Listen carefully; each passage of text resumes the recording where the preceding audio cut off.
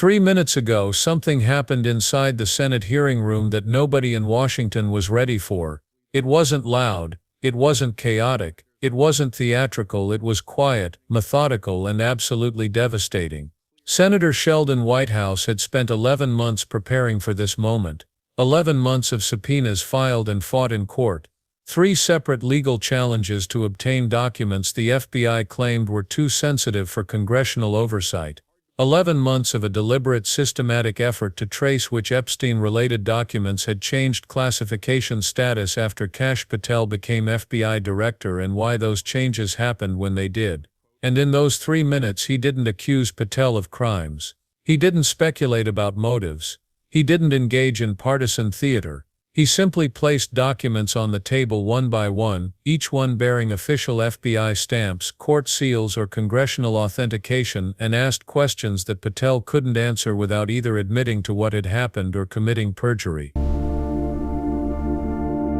By the time it was over, a timeline had been established that would become part of congressional history. A timeline showing that within 17 days of becoming FBI Director, Kash Patel had personally authorized the reclassification of a document containing sworn testimony naming Donald Trump at Jeffrey Epstein's residence. And that wasn't the only document. There were 38 Epstein-related files in total, all upgraded to top-secret special access required within Patel's first 6 weeks as director. What happened in that hearing room wasn't designed to create a viral moment. It was something more important and more permanent. It was documentation of how classification authority gets weaponized to protect powerful people from accountability. And once that's on the congressional record, preserved in official testimony under oath, it doesn't disappear. Senate Judiciary Subcommittee on the Constitution. Morning session. The agenda: oversight review of FBI document classification protocols. Kash Patel arrived at 9:47 a.m. with 2 attorneys, confident posture. He adjusted the microphone, nodded to the chairman, settled in like this would be routine. For 45 minutes it was. Questions about classification timelines, retention schedules. Patel handled everything smoothly. Then Sheldon Whitehouse took the microphone. The temperature shifted. Whitehouse didn't raise his voice. He didn't posture. He simply reached into his folder and removed a single document, placing it face down on the table. That small gesture was enough. Every person in that chamber understood what was about to happen mattered.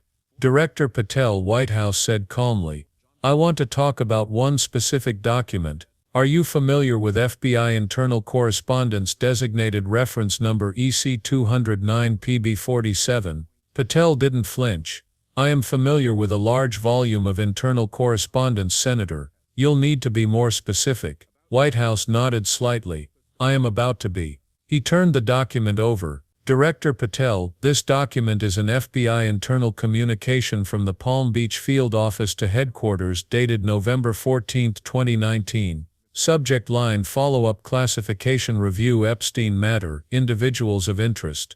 The room went still. It was reclassified to top-secret special access required on February 3 of this year, 17 days after you were confirmed as FBI Director. 17 days, not years later, not after some new investigation. 17 days into his tenure. Whitehouse let that fact sit before asking the question. "In your first 17 days running the FBI, why did you make it a priority to reclassify a document naming individuals connected to Jeffrey Epstein?" Patel paused. It wasn't dramatic, but it was noticeable. "Senator, reclassification decisions are made based on ongoing law enforcement sensitivities and national security considerations that I am not able to discuss in open session." Whitehouse nodded slowly, like he expected that answer. He reached into his folder again.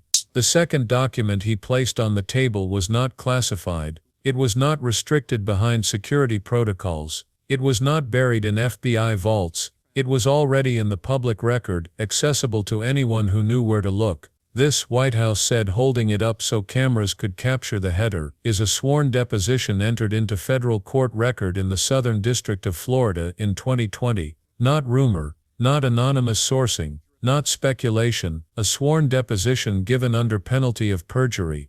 The document came from a former Epstein household employee, a woman who worked at the Palm Beach residence for 3 years during the period when Epstein's trafficking operation was at its height. Whitehouse flipped to a marked page, adjusted his glasses and began reading directly from the transcript. Quote, I personally observed Mr. Epstein entertaining guests on at least 40 separate occasions between 2002 and 2005. On a minimum of 12 of those occasions the guests included young women who appeared to me to be under the age of 18. I observed these guests being introduced to Mr. Epstein's associates and business contacts. He paused there, letting that sink in. Young women under 18, introduced to associates. Then he continued reading the next line, which was what made the room go completely still. Among the associates I recognized was Donald Trump. The room didn't explode. There was no shouting, no audible gasps, no theatrical outburst. What followed was something heavier than noise, stillness, the kind of silence that happens when something that has been discussed in fragments, referenced indirectly in news articles, or debated online suddenly gets read aloud clearly, officially, in a federal hearing room on the congressional record.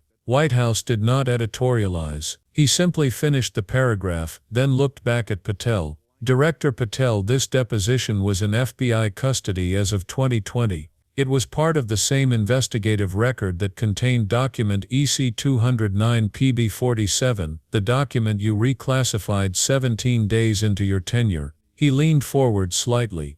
My question is this: when you authorized the reclassification of that document, were you aware that the investigative record it belonged to included sworn testimony placing Donald Trump at Epstein's residence? It was framed as awareness, not guilt, not criminality, not accusation, awareness. A yes or no question about what Patel knew at the time of his decision to upgrade the classification, and that is when time slowed down. Patel did not answer immediately. He did not interrupt. He did not redirect. His hands remained flat on the table. His expression stayed composed, but something shifted in the room. His attorneys looked toward him but did not whisper. There was no note passed. No visible guidance offered. 17 seconds passed. 17 seconds in a Senate hearing feels much longer than it sounds. In normal conversation, 17 seconds of silence is awkward. In congressional testimony under oath, it's an eternity. Every person in that chamber was counting.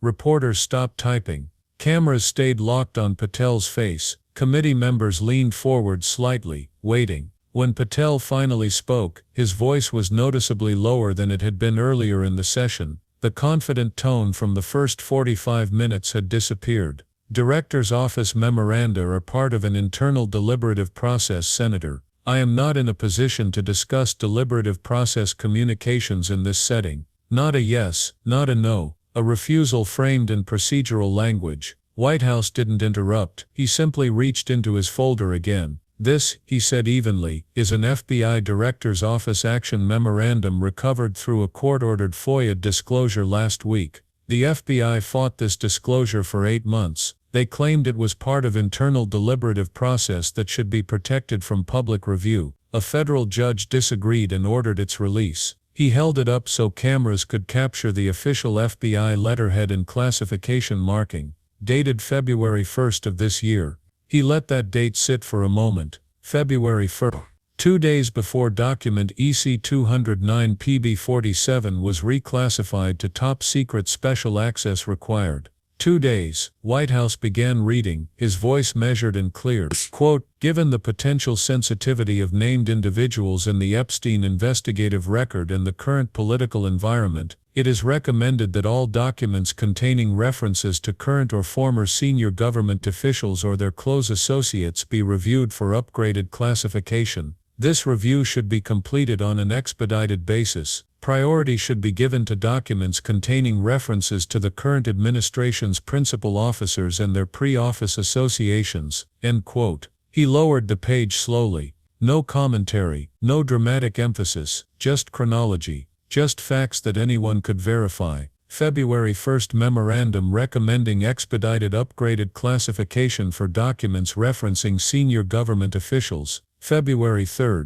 reclassification of EC 209 PB47 to top secret special access. 2 days between the recommendation and the action, White House looked directly at Patel. This memorandum is stamped with your office's routing number. Did this memorandum cross your desk before the February 3 reclassification decision? Another pause. Senator Director's Office memoranda reflect internal deliberative recommendations. The existence of a routing number does not necessarily indicate direct personal review. White House stayed procedural, so you are not disputing that your office initiated an expedited review of Epstein-related documents referencing senior government officials 2 days before this specific document was upgraded. Senator, classification determinations are made through structured processes involving multiple levels of review. I cannot discuss the internal flow of documents in open session. White House pulled out a printed table, multiple pages stapled together. This is a classification status change log obtained through a Freedom of Information Act request filed in March and subsequently appealed when the FBI initially denied it. It lists 38 Epstein-related documents that were reclassified upward, meaning moved to higher, more restrictive classification levels between January 20 and March 1 of this year. He held the document up so cameras could see the FBI seal and official stamps. Let that number settle for a moment. 38. Not one document, not two. 38 separate files, all moved to more restrictive classification status within your first 6 weeks as director. He set the table down and continued. Of those 38 documents, 27 contain references to individuals who have served in federal office, advised federal administrations, or held significant federal appointments. The log doesn't name those individuals. That information remains classified, but it categorizes them by the nature of their government service. Patel remained composed. Senator, classification determinations are not based on the prominence of individuals mentioned. They are based on the potential harm associated with disclosure. Help this committee understand the harm. These documents had existed at lower classification levels for years. Some had been reviewed under prior leadership. What new harm emerged in the last 6 weeks that required elevating them to top secret special access? Patel paused. Senator, evolving law enforcement sensitivities, interagency coordination, and national security equities can change over time. Did any new investigative development occur between January 20 and February 3 that materially altered the sensitivity of these documents? I cannot discuss investigative specifics in open session. White House pulled another document. This committee reviewed classification guidance issued by the FBI's Internal Review Board last year. That guidance recommended downgrading several categories of Epstein materials where national security concerns were not implicated. Were the February reclassifications consistent with that guidance? Senator, classification guidance is advisory. Final determinations rest with agency leadership. White House let that phrase sit. So final determinations rest with you? Yes, Senator. For the first time something had been answered directly, not about motive or awareness but about authority. White House gathered the papers slowly. For 11 months this committee has sought clarity about why certain Epstein-related records that had been trending toward disclosure were instead moved in the opposite direction. Today we have established that multiple documents were reclassified upward within weeks of your confirmation. We have established that your office issued a memorandum recommending expedited review of materials referencing senior officials, and we have established that final classification authority rests with you. No raised voice, no accusation, just documentation.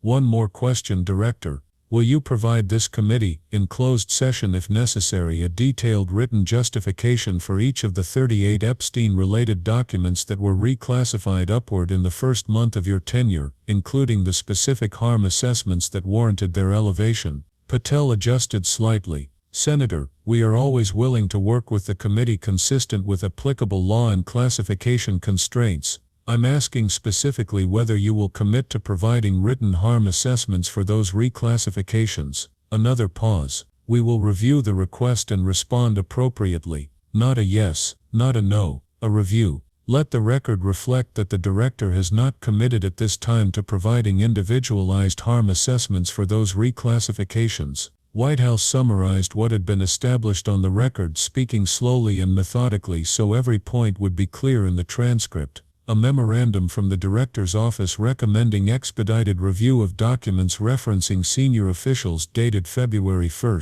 A document within the Epstein investigative record upgraded to top secret special access 17 days into a new director's tenure executed February 3.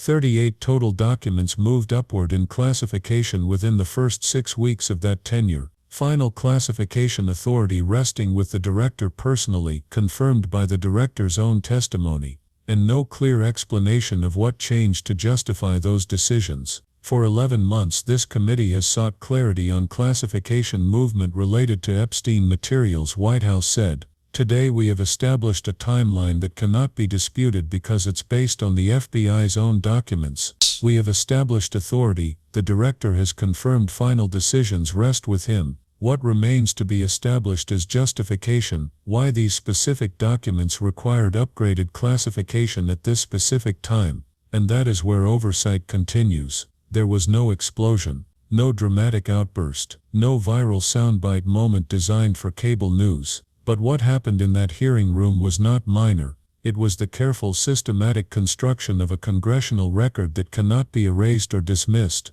Kash Patel walked into that room expecting a routine classification review. He left with a documented timeline now embedded in congressional history. February 1, memo from Patel's office recommending expedited review of documents referencing senior officials. February 3, document EC 209 PB 47 reclassified to top secret 17 days after Patel became director. That document's investigative record included sworn deposition naming Trump at Epstein's residence. 38 Epstein documents total reclassified upward in Patel's first 6 weeks. 27 of those 38 reference individuals who served in federal office. Final classification authority rests with Patel personally. No commitment to provide harm assessments justifying the reclassifications, and once something is on the congressional record, it doesn't disappear. Whether that timeline leads to Inspector General review or additional hearings remains to be seen,